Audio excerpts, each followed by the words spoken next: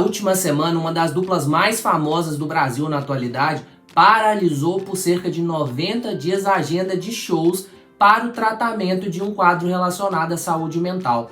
Mas você sabe o que exatamente é o quadro de transtorno de pânico que acometeu o cantor Zé Neto? Meu nome é Felipe Monek, sou psicólogo especialista em transtornos de humor e hoje eu vou falar para vocês um pouco mais a respeito desse assunto. Se você ainda não me segue, não perde mais tempo, toda terça-feira tem vídeo inédito.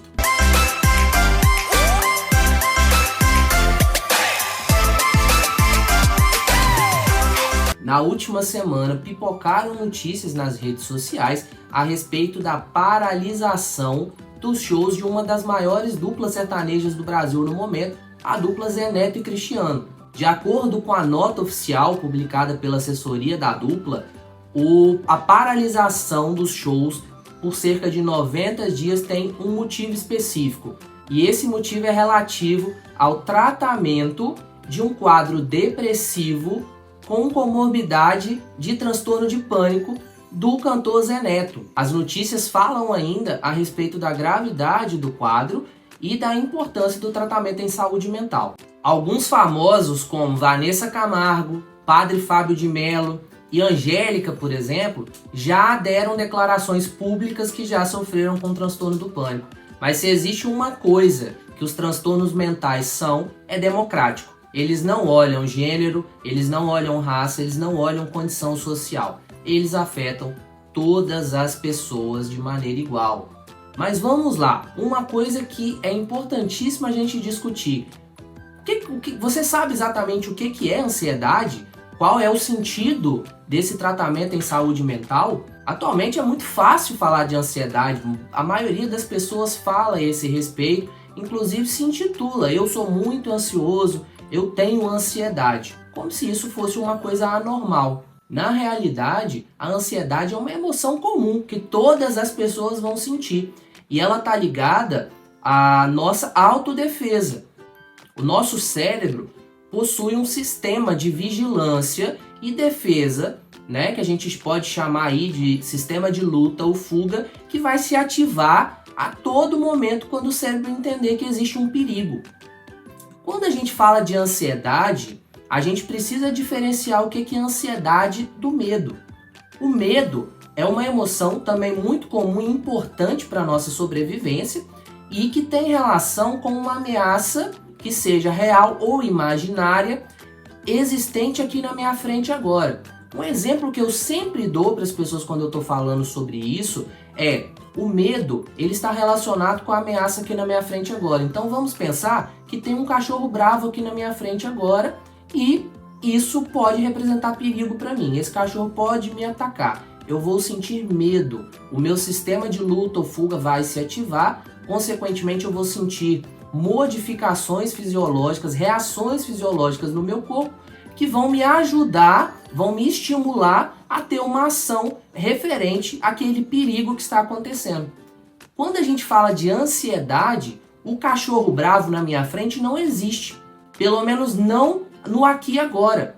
Quando a gente fala de ansiedade, nós estamos falando de um pensamento referente a um determinado problema, a antecipação de alguma coisa que vai acontecer, seja ela boa ou ruim. Muitas vezes as pessoas associam a ansiedade a coisas ruins e não necessariamente. Pensa na vez que você tinha uma viagem que você queria muito fazer e você ficou ansioso e não conseguiu dormir. Então a ansiedade ela é a antecipação através dos nossos pensamentos de algo que vai acontecer. Realmente, na maioria das vezes, está ligado a algo ruim. E é importante frisar isso. Quanto pior for essa antecipação, quanto mais difícil for, mais catastrófico for, mais a minha intensidade, a minha ansiedade vai ser intensa. E é daí que começam a surgir sintomas. Então, para a gente diferenciar medo da ansiedade, no caso, no medo, o cachorro bravo está aqui na minha frente agora. Quando a gente fala de ansiedade, o cachorro bravo está talvez na rua que eu vou passar amanhã. Então eu estou imaginando que eu vou ter que cruzar com aquele cachorro bravo.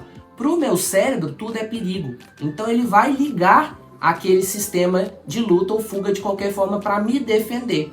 No caso da ansiedade, o que eu preciso fazer? Eu preciso pensar em formas de lidar com aquele potencial problema. Muitas vezes esse problema é criado pela minha própria cabeça. Como ainda não aconteceu, então muitas vezes ele pode realmente não acontecer, aquilo de ser irreal. E aí, falando a respeito dos transtornos de humor, eu queria trazer alguns dados para vocês. Os estudos indicam que cerca de até 85% dessas pessoas, elas têm quadros de ansiedade, de transtornos de ansiedade em conjunto com a própria depressão. E ainda existem estudos que falam que cerca de 90% das pessoas que sofrem com transtornos de ansiedade vão apresentar ainda transtornos depressivos. Quando a gente fala de transtorno bipolar, cerca de aproximadamente 92% dos pacientes com transtorno bipolar vão apresentar algum outro tipo de transtorno mental, não necessariamente ansiedade. Os estudos eles variam aí quando fala de ansiedade e transtorno bipolar, eles variam aí de uma média de 30 até 80% de comorbidade, ou seja, as pessoas que têm transtorno bipolar, muitas das vezes, elas também vão sofrer com transtornos de ansiedade. Então, o que eu quero dizer? Qual que é a moral, o resumo desse vídeo, o objetivo desse vídeo existir? A ansiedade em si, ela não é ruim. Porém, os transtornos de ansiedade são relacionados com uma resposta inadequada dessa ansiedade. Essa ansiedade que é natural, todos nós sentimos. Mas quando a gente fala de transtorno de ansiedade, a gente está falando de sintomas, aqueles sintomas iniciais que são sintomas que são reações fisiológicas que deveriam estar relacionados com a resolução de algum problema, eles são desproporcionais ao que está acontecendo na nossa vida naquele momento. Aquilo começa a apresentar-se de maneira recorrente, começa a acontecer muitas vezes, na maior parte dos dias, na maior parte das horas daquele dia, e consequentemente isso começa a afetar a minha funcionalidade no dia a dia. A gente pode citar aí alguns transtornos de ansiedade mais comuns, como por exemplo, o transtorno de ansiedade generalizada, que muita gente conhece como TAG, e o transtorno de pânico, que antigamente as pessoas conheciam como síndrome do pânico, e atualmente a nomenclatura se modificou aí para transtorno de pânico. Basicamente, existe aí uma diferença entre transtorno de pânico e transtorno de ansiedade generalizada, e muitas das pessoas acabam não tendo conhecimento em relação a isso. Para a gente diferenciar uma coisa da outra, a gente precisa pensar que ambos os transtornos, a base deles é a resposta inadequada da ansiedade. Mas para a gente diferenciar, vamos diferenciar o que seria uma crise de ansiedade e um ataque de pânico, por exemplo. Quando a gente fala de crise de ansiedade, a gente está falando de sintomas que começam de maneira progressiva. Então é um coração que bate mais forte, uma respiração que vai se acelerando, e aquilo vai seguindo um determinado ritmo que nem sempre é súbito. Quando a gente fala de ataque de pânico, a gente está falando de um início súbito, de um início que não necessariamente tem algum motivo específico. Na crise de ansiedade, normalmente existe um gatilho, um pensamento que está me gerando ansiedade, eu fico ruminando aquele pensamento, aquilo vai aumentando progressivamente a intensidade dos sintomas, ao ponto de eu ter uma falta de ar, de eu ter uma crise de choro, de eu ter algum sintoma, de eu ter vontade de vomitar, vontade de ir no banheiro, algo que vai ser caracterizado aí como uma espécie de crise. No ataque de pânico, não necessariamente existe esse gatilho. No ataque de pânico, muitas das vezes, esse início dos sintomas, esse coração acelerado, como se fosse sair pela boca, muitas vezes confundido até com uma possibilidade de infarto, isso acontece de maneira súbita. Você está na frente do seu computador trabalhando e simplesmente você começa a sentir aqueles sintomas. O ataque de pânico ele é muito mais difícil de prever, e aí por isso que muitas das pessoas que sofrem com o transtorno de pânico, elas começam a agir preventivamente e começam a associar aquele lugar ou aquele momento, aquela hora do dia, aquele aquele ambiente específico que ela teve aquele ataque, eles começam a associar aquilo como se aquilo fosse o motivo causador do ataque. E aí eles começam a evitar aquele tipo de situação, aquele tipo de ambiente, o que começa a afetar a funcionalidade das pessoas.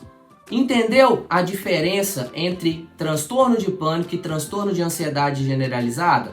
Não tem como a gente falar de transtornos de humor sem ter um nível de conhecimento em transtornos de ansiedade, porque muitas das vezes esses sintomas acontecem de maneira concomitante, ou seja, eles aparecem juntos. Então, o que complica muitas vezes o próprio diagnóstico.